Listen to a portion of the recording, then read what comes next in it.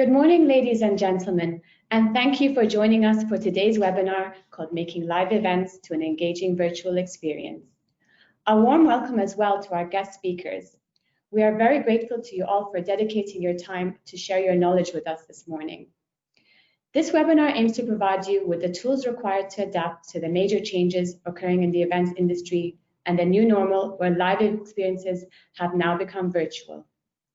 During this seminar, we will first delve into the key factors to consider when organizing an online event. We will then explore the effectiveness and efficiency of online and hybrid events.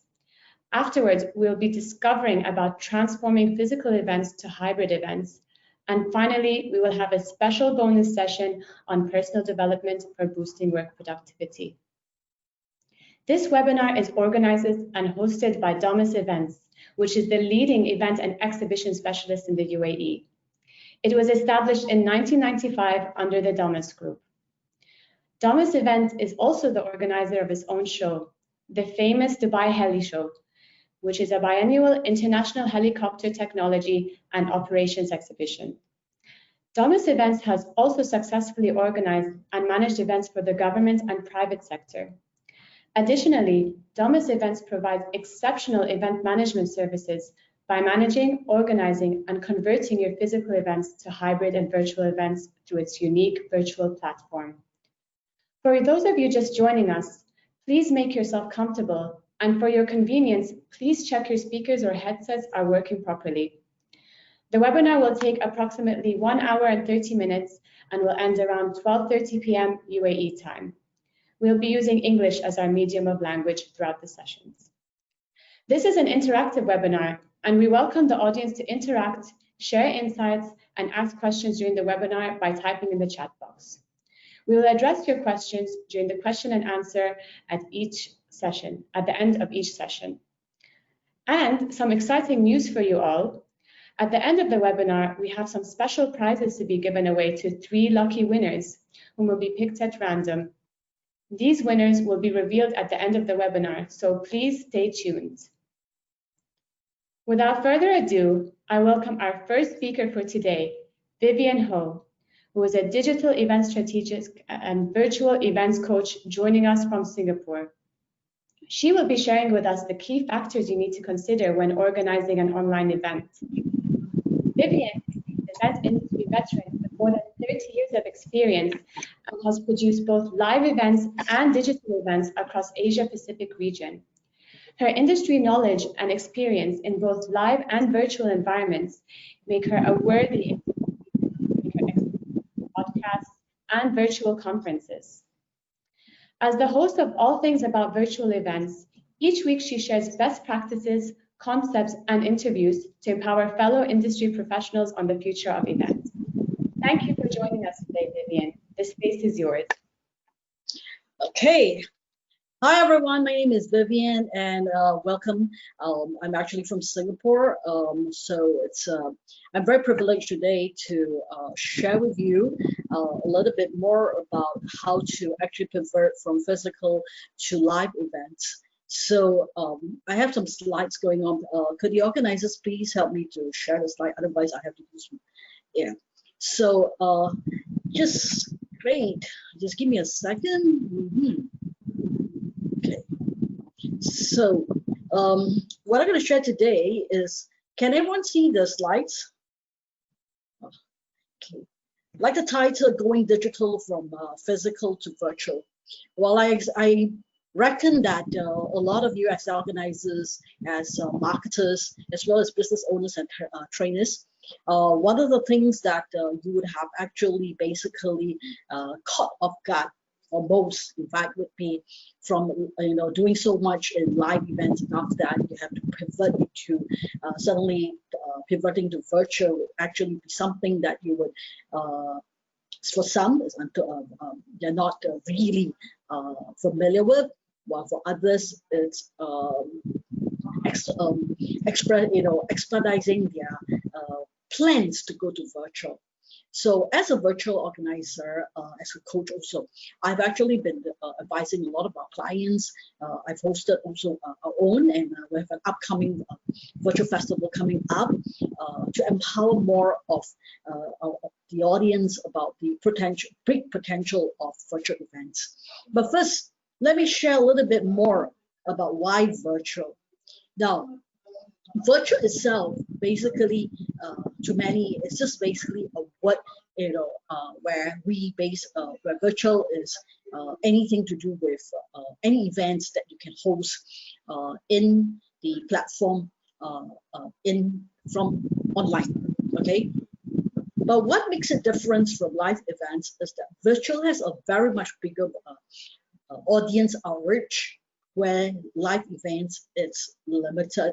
Basically, a lot of times it's due to cost effectiveness. You need to target on your audience, and premise virtual. Whereas in virtual, you can live stream to as many as 300,000 to 100 million people. It all depends on the bandwidth as well as the capability of the technology platform that you're using. Right. So a little bit about virtual. So I've actually been hosting a lot of events. I work for technology companies, and in 2016, we've already actually saw a big potential, and we knew, my team and I, a lot of our clients knew that, so foresees that by 2020, there will be a bigger presence in virtual. So I've actually predicted what a trend that it will be actually virtual. Why? Because actually a lot of times we have a primary audience that are up and coming, which is the Generation Z and Alpha. They actually are people who are very inclined to all things virtual. So this is actually a group, but COVID-19 pandemic actually expedited the whole virtual element of it, where today all events can be held online with just the internet presence. Okay, so what in store? Why is in store for us? So virtual itself is actually the new normal. It's going to be a new normal. We are very inclined to things like webinars.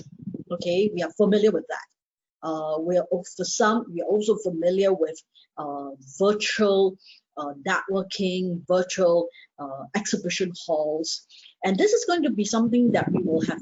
It will be very normal for us to be participating in a virtual exhibition or conference in the next as a normal mode of events.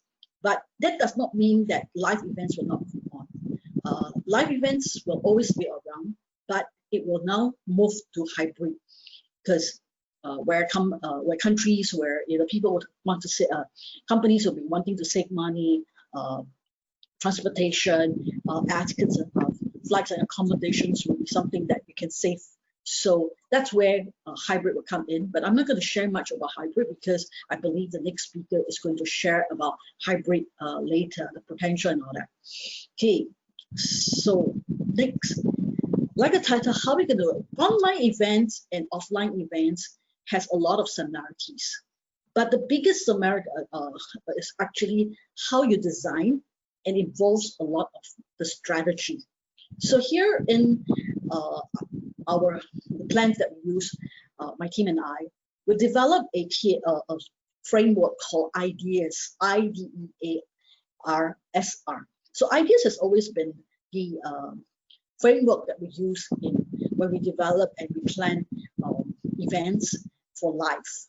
However, in the online space, we added another two more element of it, which is the S and the R, which stands for social as well as relationship. Okay, so what makes it different? We will basically, when you move into virtual, like I said earlier on, you need to think a lot about the strategies, because if you do not think, it is very different from live, because you have the physical people coming around. You can see the presence and everything, which people can see in physical. But in virtual, you don't know who your virtual attendees are.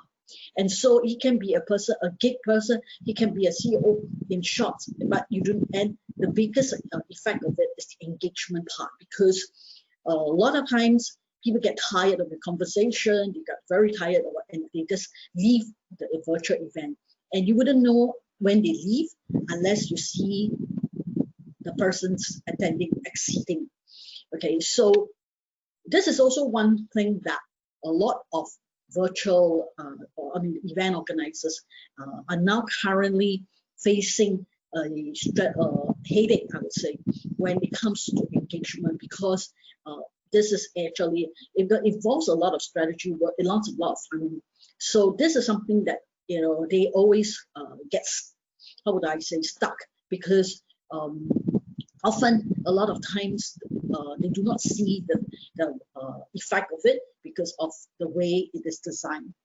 So I always stress a lot about how we should actually use. So how do we actually do this? Just for you, we actually in our strategy, we actually design, host a design thinking or event canvas strategy meeting, which lasts about half a day or so, with our clients or even with our teams, to actually map out what is the KPI and ROI of this whole event, along with the strategies and engagement element of it that we will see in before we even actually plan the whole virtual events.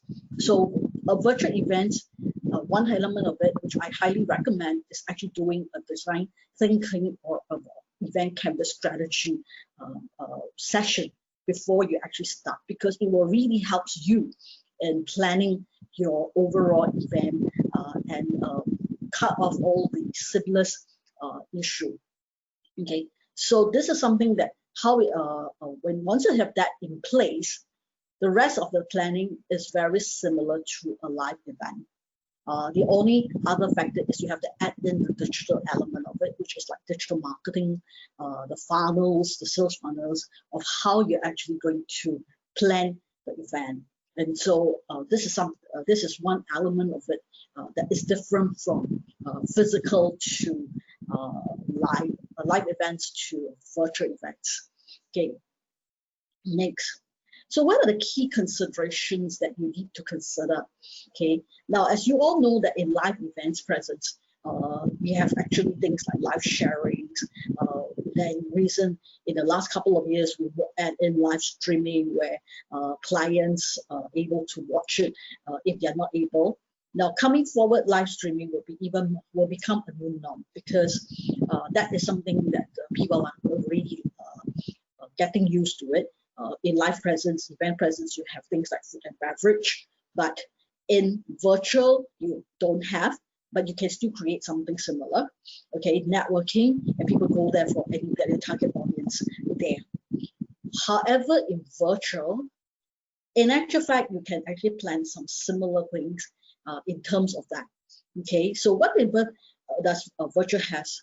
Okay, you can so usually, for example, you have a event that has been organized, maybe for example, in your live event, you can only cater to 1,000 people, but in a virtual event, you can cater up to 10,000 people, because you can plan a lot of other, your activities can be live streamed, can be on demand, you can even outreach to a bigger audience in terms of time frame.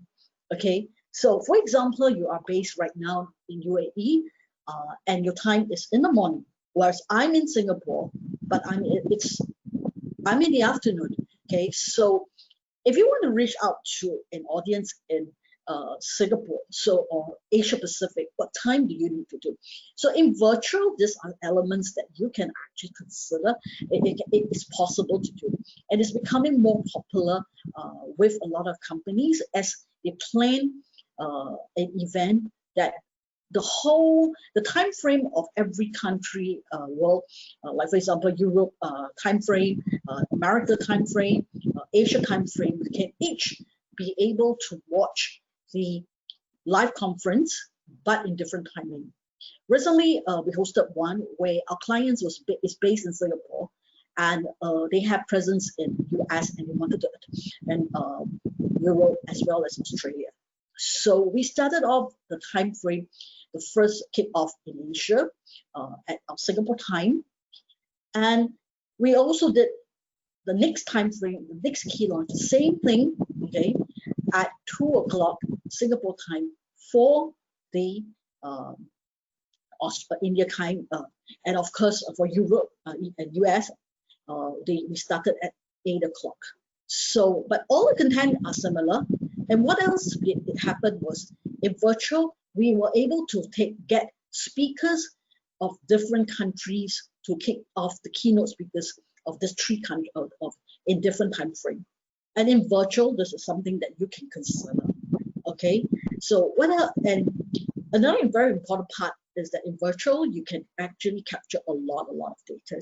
Today's technologies has allowed you, the platforms that allow you to capture technologies, data, for example, important data like how many people turn up, who are your, how much engagement they had, which speaker was the best, and at that moment, how many speakers people were actually listening to his sharing, and also who is the and what else makes, for example, what works for them and what doesn't work, and all this are captured as able to capture in virtual. Now in live events, you will not. You have very limited way of capturing. Maybe the first one, if it's an exhibition or where the exhibitors will probably be able to capture only their leads, okay, which could be one of their key objectives of exhibiting thing, but they will not be able to capture, and from there they will have to see who is the warm lead, cold lead, or just ways of just for the database. But in virtual, you can even narrow it. It's even much easier for you to host it. Okay. And lastly, in the days of today's context, brand or relationship building, or what we call community building, is one of the biggest set apart from live events as well to virtual events. How does it so? Now in community building involves a lot of relation. It actually helps. It's where your community advocates your product. And if, for example, I give you a good example, a case study. There was this a Chinese metaphysics company based in Singapore. They basically are in the traditional business, because for the longest time they've been doing a lot of live events. But when COVID came, what happened is they saw the potential of virtual, and they were slowly picking up by doing virtual events, free webinars, free seminars, like what we're doing right now, to get and empower their audience. In a short span of 1 year, they grew their database and their group through a lot of free sharing, from normal 1,000 to 20,000. And this year, when COVID came, they actually had to redo all, or what happens in live, they actually pivoted all to virtual, and their database grew even bigger. The profit that they made were 3 times more of what they made throughout their live events, and their cost was reduced tremendously. Why does this? How did this happen? It was because they actually built a community through every of their free virtual, and in virtual, community building helps where it makes you an authority leader, and you have when you have events, or you have campaigns, or even you have this group of people who will be your voice piece and go in helping you in advocate building your brand, as well as your the work that you do. So this is something that virtual is capable of doing. And it's also something that lots of companies, organizations are looking into building. Recently, I think it's about a week ago, I was invited to a woman network by a famous popular brand of this computer. Now, they never built a network like that when it was live, but they saw a potential of the power of virtual building community, that they set up a women entrepreneur network where women entrepreneurs can actually share their challenges, give opinions in the community building. So this is something that was not done. Okay, I've attended a lot of the live events, but they've never done this networking. But now they see that this is a way to actually reach out to more people, to reach out to build a community, and to actually strengthen their brand by building this. And this is how, and this is what virtual events is capable of doing. Okay. So this in general is just because I've only have like 20 minutes, so I won't be able to share much more in terms of the 6 steps of strategies that we use, or why is it physical and just virtual has a difference, much difference. But I actually have. So what I'm gonna do is I've actually recently wrote an ebook that gives you the 6 steps. What you have to look out for, what are the things that, for example, in virtual, you have to look into would be the technology, the internet access, and things in order for you to run the event seamlessly.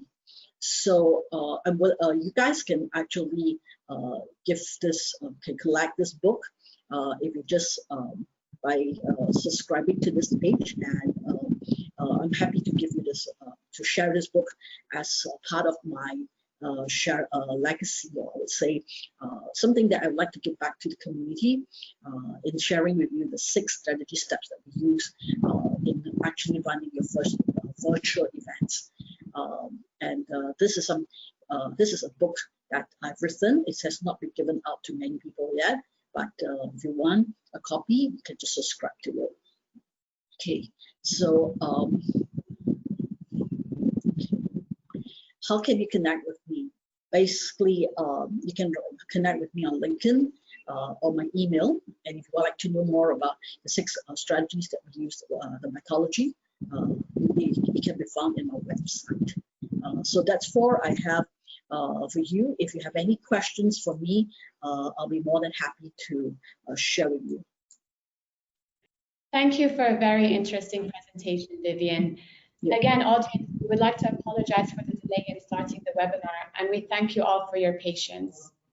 Now we will proceed to the Q&A. Audience, if you haven't already, now is your chance to ask any questions you may have to Vivien using the chat box. So for our first question, Vivien, what would you say are the technologies available to keep attendees engaged during an online event? Okay, I think that's very interesting. I am so excited because every other day we get to actually play, with the technologies that are sent to me for that I get to also to see. So one of the few is I'd like to share with you a new startup. It's based in Asia. If you're talking about engagement, for example, you have a small meeting or a small webinar, you can actually consider one engagement tool called Toasty AI. So it actually makes it very interesting. Why? Is because, for example, Navin and myself, we have just got connected, and we're gonna have a meeting later. But I don't know her at all because this is the first time meeting you, or we are in different region. So this engagement tool itself basically has some very interesting questions that it will be asking you. For example, hey, what did you have for your what are your favorite drink? Okay, coffee or tea? Okay, and then you said, oh, a coffee. And then they basically will group everyone in the coffee team together. So it also works as a very good team building tool, because when you want to break into breakout rooms, or you want to gather people of the like-minded together, but you don't know how to do that, this Toasty AI is able to actually help you to do it through their platform. Okay, then we have also Remo. Remo is actually a networking, but Remo is not it's not the first person, a group of people to do it, because they have Brelos, they have a few more others. But what Remo does is that it's able to put up to like 1,000 people in terms of networking. So there are 4 persons. They usually have 4 persons, and you click in. For example, right now I'm here, and then we have 4 persons in the table. And so what you do is you basically click on it, and you get to meet Navin face to face. Yes, and then you can, after which you say, hey, I want to meet maybe another person, okay, Harold, and he's sitting in table 2. So you just click on Harold's face, and you will get to go to Harold's, and you will talk to Harold. So that's one engagement networking part that I have. Recently, I also get to meet to me, it's a real game changer. Very interesting engagement tool. It's also an event registration. You can run your event, and the name of the platform is called Run the World. The people behind it used to work for Facebook, Instagram. So what they did was this platform currently right now is free for you to use. So you just basically set up an event. You can actually interact with your friends through video conferencing. You can do a video conferencing introduction and share it to the audience. And it's very intuitive, and it's run amazingly. It managed to get quite a fair bit of fundings from big names. So check it out, Run the World. Okay, so that's something that you guys can look at. Today, like I said, there's so many. Now, talking about exhibition platforms, there are quite a number of where the platform. Okay, recently Untated used a platform called Skype. I can give you all the names of where the links for it. And in this platform itself, you can do it's an exhibition platform, okay, and it's also a conference. Things like, for example, sometimes when we the virtual platforms that we know, like Six Connections and all that, where when you get in and then you go into this platform, it's like a virtual walkthrough to exhibition hall and things like that. This particular one stands out because it's very easy to use. You can even it's very clean, okay. Because I've seen some that's so confusing that it makes me wonder, if I, being a event organizer, is trying to figure out how to work, what more about my audience? Yeah, that's something that I don't. I tried this, and it was really good. You can even do photo. They had photo booth inside, so it's like bringing a physical event into a live, into a virtual platform. I probably give the link to the organizers, and you guys can check it out. Yeah. So these are some that I okay. Thank you, Vivien, for sharing all this interesting technology with us. I'm sure our audience will want to use it during their next virtual event. We have another question from someone from our attendees. What is the importance of digital marketing in launching a successful virtual event and positioning an event company not just as a deal facilitator, but as a thought leader? Okay. Well, today's digital marketing, basically, one of the key factors is in all virtual events, you have to use digital. So the key difference is about personal branding. I'm sure you are, branding yourself first.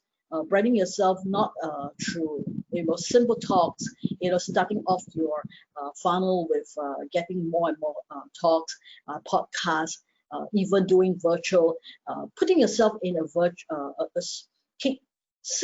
different type of platforms. Like maybe, for example, you use a new platform, okay, that can be intuitive, and then you get yourself, engaged, sharing with people about, hey, I just checked this out, this is new, and you constantly have to talk about it. This is something that you, from doing this, okay, give yourself, I would say, about 5-6 months. you will see a lot of difference in yourself being positioned as a thought leader.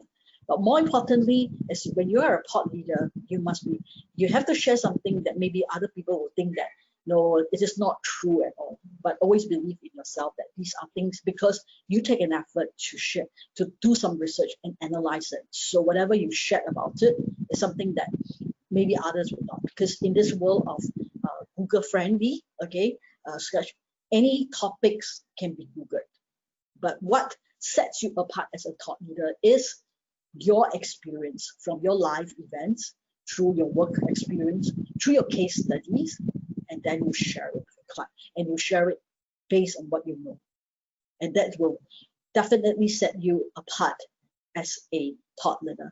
Like for example, today, being sharing here with Nadine and the team from Domus, I'm sure a lot of you would know that they are one of the game changer, because it takes an effort, and it's not easy to find topics that people would not have heard before. But there are differences in the way they deal with it. Yeah, and I think this is something that sets them apart. Yeah. So that's a consideration point for you to think. Yes. So is that do you want? Yeah. Thank you, Vivien. This concludes our question and answer session with Vivien. If you have any further questions for Vivien, please feel free to email your question to events@domusgroup.ae.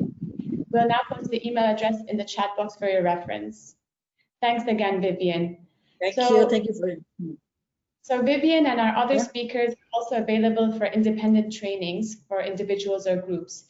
If you would like Vivien to host a training session for you or to speak at your next virtual event, please get in touch with Domus Events using the same email address, events@domusgroup.ae, for further details.